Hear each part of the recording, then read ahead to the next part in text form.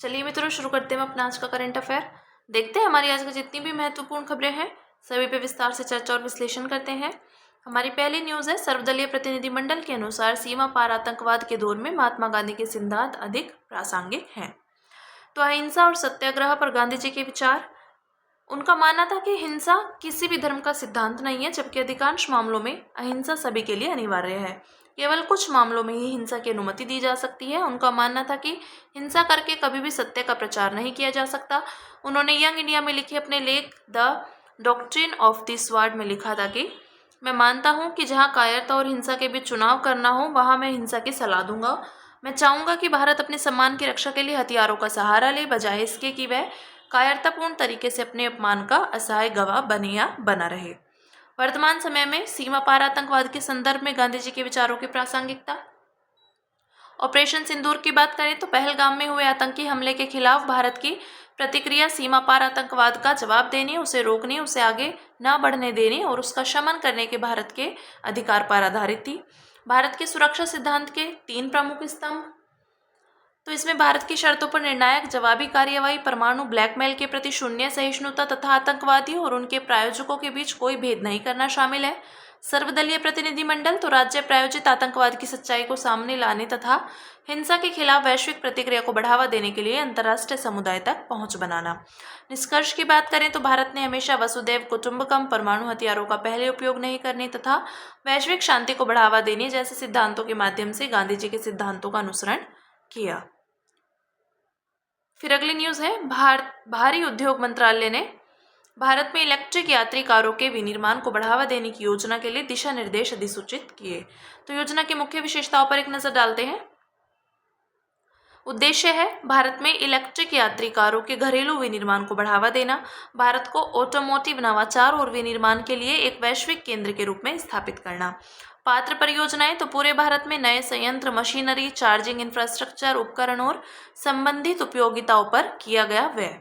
Second hand ठीक करके नए जैसा बनाया गया संयंत्र, मशीनरी आदि पर किया गया व्यय योग्य नहीं होगा। आवेदकों को लाभ तो सीमा शुल्क रियायतें, 5 वर्षों तक रियायत जो घरेलू मूल्य संवर्धन लक्ष्य को पूरा करने से संबंध होगी। आयात लाभ तो कुछ शर्तों के साथ पूरी तरह से निर्मित इलेक्ट्रिक कारों या CBUS यानी एक वाहन जो पूरी तरह से असेंबल किया गया है को आयात करने की अनुमति है। आवेदकों पर दायित्व तो स्वीकृत आवेदकों को भारत में E4W विनिर्माण की फैसिलिटी स्थापित करनी होगी और इसे स्वीकृति से 3 साल के भीतर चालू होना चाहिए। न्यूनतम निवेश 4,150 करोड़ रुपए। DVA लक्ष्य 3 साल तक न्यूनतम 25% DVA और 5 साल तक 50%।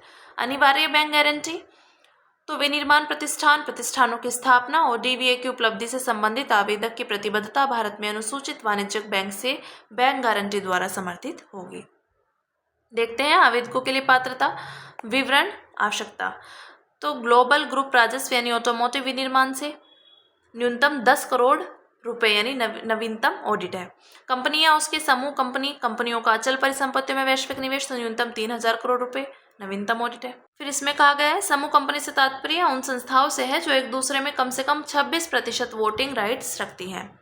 देखते हैं भारत का ऑटोमोटिव सेक्टर तो गतिशीलता के भविष्य को गति प्रदान करना मुख्य तथ्य है। तीसरा सबसे बड़ा है, ये भारत का दुनिया का तीसरा सबसे बड़ा ऑटोमोबाइल बाजार है।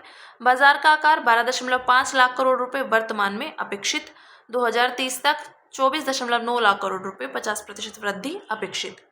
7.1% GDP तो भारत के सकल घरेलू उत्पाद में 7.1% का योगदान देता है। भारत आंतरिक दहन इंजन वाहनों से इलेक्ट्रिक वाहनों की ओर वैश्विक बदलाव का नेतृत्व कर सकता है। भारत के ऑटो सेक्टर के विकास के चालक तो ऑटोमोबाइल और ऑटो कंपोनेंट्स के लिए उत्पादन से संबंध प्रोत्साहन योजना PLI auto, advanced chemistry cell के लिए PLI योजना, इलेक्ट्रिक वाहनों को तेजी से अपनाना और उनका विनिर्माण करना और राज्य EV नीतियां। बात करेंगे अगली न्यूज़ की जो है, भारत और जापान समुद्री संबंधों को गहन करने पर सहमत हुए। तो भारत और जापान एक संधारणीय एवं पारस्परिक रूप से लाभकारी भविष्य के लिए समुद्री संबंधों को गहन करने पर सहमत हुए हैं। समुद्री सहयोग के प्रमुख क्षेत्र तो स्मार्ट आइलैंड्स, अंडमान निकोबार और लक्षद्वीप को निम्नलिखित के माध्यम से स्मार्ट आइलैंड्स में परिवर्तित किया जाएगा। स्थायी प्रौद्योगिकियां, नवीकरणीय ऊर्जा, स्मार्ट मोबिलिटी आदि, आपदा रोधी अवसंरचनाओं, डिजिटल कनेक्टिविटी इत्यादि। समुद्री सहयोग और निवेश तो भारत जापान के जहाज निर्माण के अनुभव तथा बंदरगाहों और समुद्री औद्योगिक क्लस्टरों के सह विकास से लाभ उठा सकता है। भारत का लक्ष्य जापान के साथ 2027 तक 3 लाख करोड़ रुपए से अधिक का निवेश हासिल करना है। भारत आंध्र प्रदेश में इमाबारी शिप बिल्डिंग में ग्रीनफील्ड निवेश की भी योजना बना रहा है। समुद्री विरासत और सांस्कृतिक सहयोग तो भारत ने गुजरात के लोथल में प्रस्तावित राष्ट्रीय समुद्री विरासत संग्रहालय के विकास के लिए जापान से सहयोग की इच्छा प्रकट की। एनएमएचसी का उद्देश्य भारत के समुद्री समृद्ध इतिहास और विरासत को प्रदर्शित करना है। इस समुद्री क्षेत्र में विरासत, पर्यटन, शिक्षा और अनुसंधान के लिए एक विश्व स्तरीय केंद्र के रूप में कार्य करेगा। मानव संसाधनों का कौशल विकास तो भारत के लगभग 1.54 लाख प्रशिक्षित नाविक जापान के समुद्री कार्यबल के रूप में कार्य कर सकते हैं। देखते हैं भारत जापान समुद्री सहयोग का महत्व। तो व्यापार और ऊर्जा सुरक्षा के लिए महत्वपूर्ण। ऊर्जा की कमी के कारण भारत और जापान समुद्री व्यापार पर बहुत अधिक निर्भर है। गौरतलब है कि भारत के अंतर्राष्ट्रीय व्यापार का 97%, जापान का लगभग पूरा व्यापार समुद्र पर आधारित है। चीन का सामरिक प्रतिसंतुलन तो दोनों देश हिंद महासागर में चीन की बढ़ती आक्रामकता को लेकर चिंतित हैं।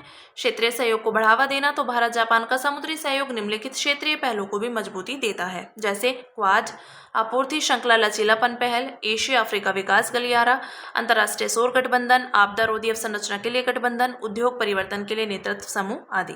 भारत के रणनीतिक दृष्टिकोण का समर्थन तो जापान भारत की एक्ट ईस्ट नीति, मैरीटाइम इंडिया विजन 2030 और समृद्ध अमृतकाल विजन 2047 को आगे बढ़ाने में एक महत्वपूर्ण भागीदार बन सकता है। फिर नेक्स्ट न्यूज़ है, प्रधानमंत्री ने अंतर्राष्ट्रीय वायु परिवहन संघ की 81वीं वार्षिक आम बैठक में भारत के विमानन क्षेत्र की प्रगति को रेखांकित किया।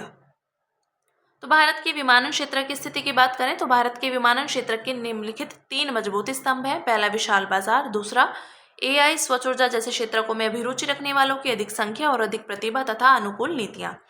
महिलाओं की भागीदारी तो भारत की 15% पायलट महिलाएं हैं, जो 5% के वैश्विक औसत से काफ़ी अधिक है। वैश्विक मानकों के अनुरूप विमानन कानून तो भारत के विमानन कानून अंतर्राष्ट्रीय नागर विमानन संगठन के नियमों, दिल्ली घोषणा पत्र तथा ओपन स्काई एवं ग्लोबल कनेक्टिविटी के लिए शिकागो कन्वेंशन के सिद्धांतों के अनुरूप है।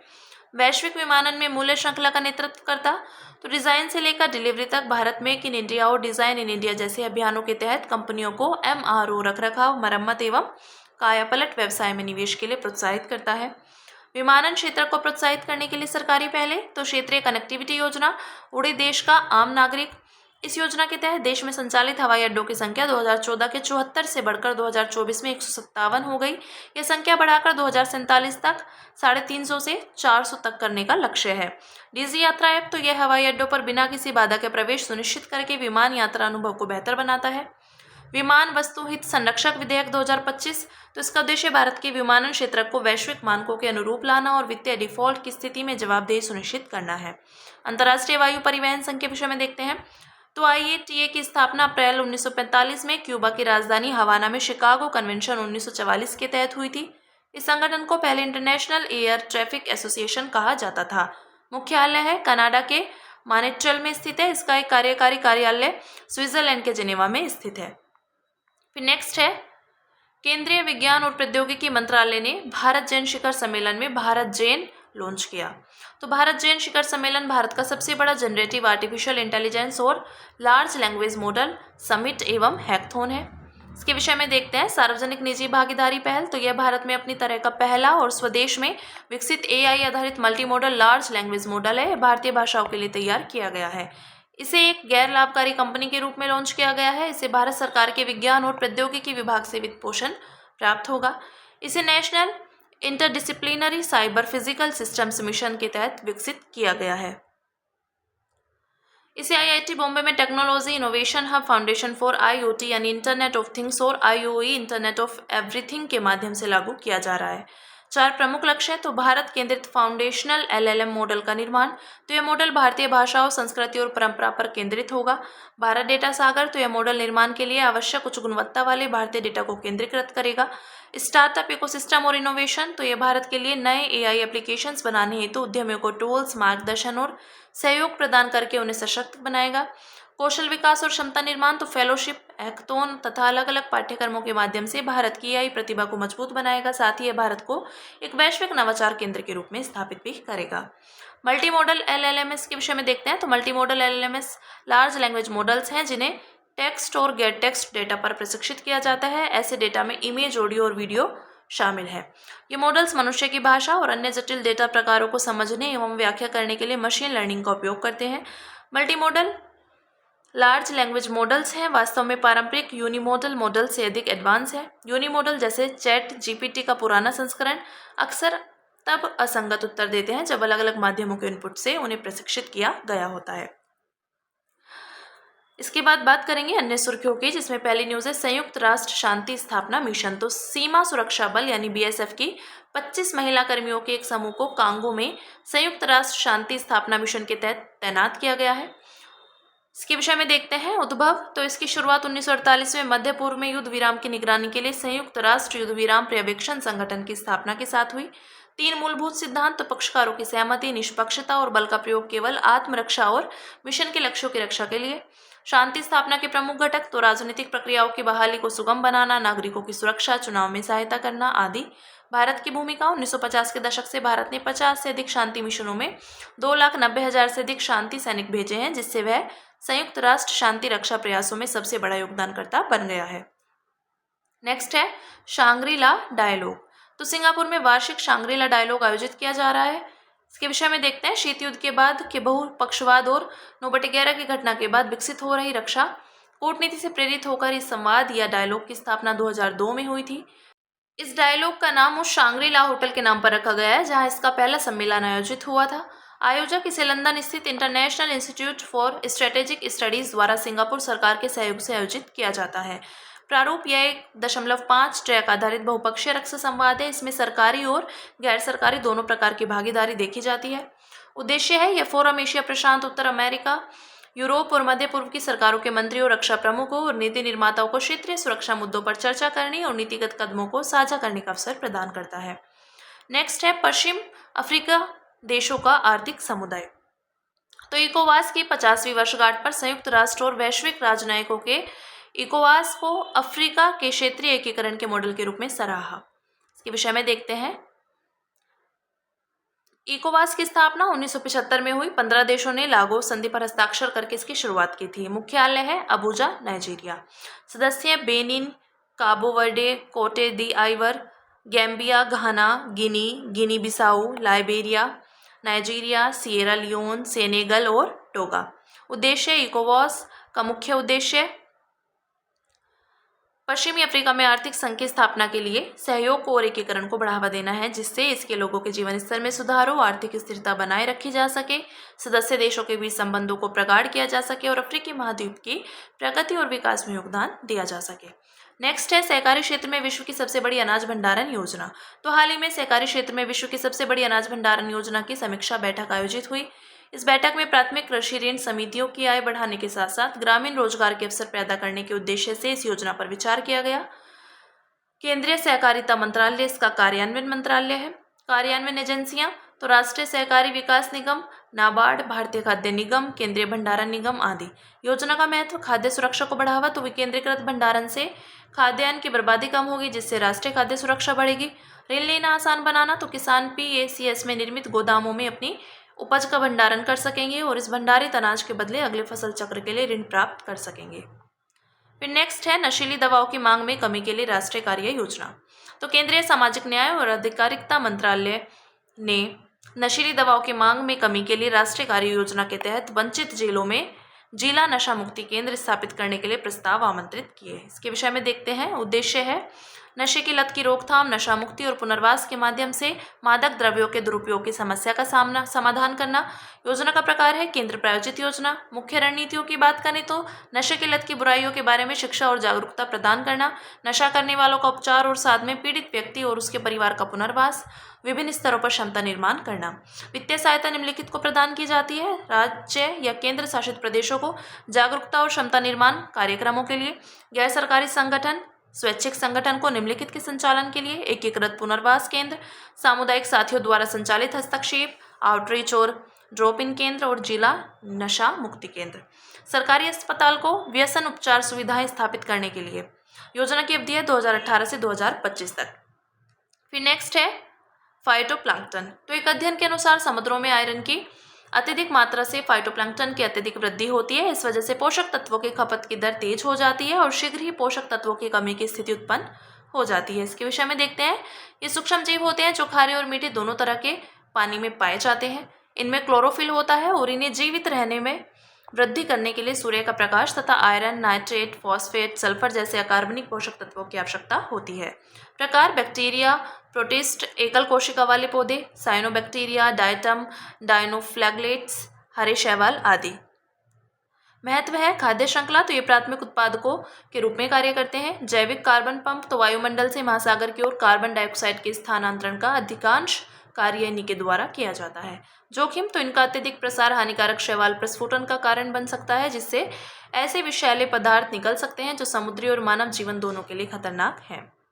फिर नेक्स्ट है खीर भवानी मंदिर। तो ज्येष्ठ अष्टमी पर प्रतिवर्ष मनाया जाने वाला खीर भवानी उत्सव जम्मू और कश्मीर के गंदेरबल स्थित खीर भवानी मंदिर में मनाया जा रहा है। अवस्थिति की बात करें तो श्रीनगर के निकट है। प्रमुख देवी यह मंदिर देवी दुर्गा के एक रूप देवी रागन्या को समर्पित है। इसका निर्माण महाराजा प्रताप सिंह ने 1912 के आसपास कराया था। बाद में महाराजा हरि सिंह ने मंदिर का अलंकरण और पुनर्निर्माण कराया। मंदिर के केंद्र में एक षटकोणीय झरना है जो अपने पवित्र जल के लिए प्रसिद्ध है। इस मंदिर और उत्सव का नाम खीर नामक मिठाई पर रखा गया है जो श्रद्धालुओं को प्रसाद के रूप में वितरित की जाती है। नेक्स्ट है माउंट एटना। तो हाल ही में इटली के सीसली द्वीप पर स्थित माउंट एटना ज्वालामुखी में विस्फोट हुआ।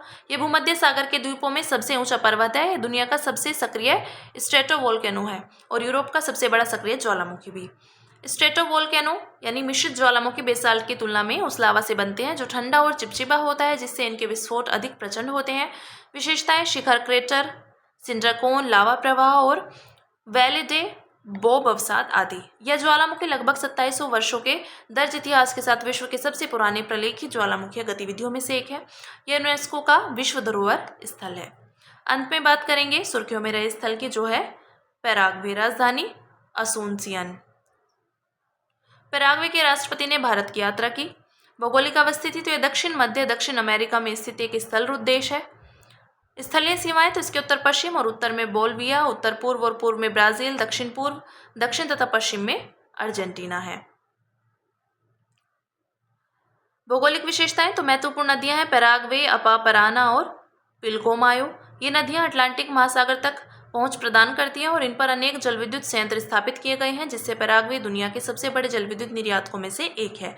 मकर रेखा इसके मध्य से गुजरती है और सबसे ऊंची चोटी है सेरो पेरो। ये बात की हमने पैराग्वे की। तो हमारी आज की जितनी भी महत्वपूर्ण खबरें थी, हमने सभी पे विस्तार से चर्चा और विश्लेषण किया। अब इसी के साथ मिलते हैं कल अपनी नई खबरों के साथ।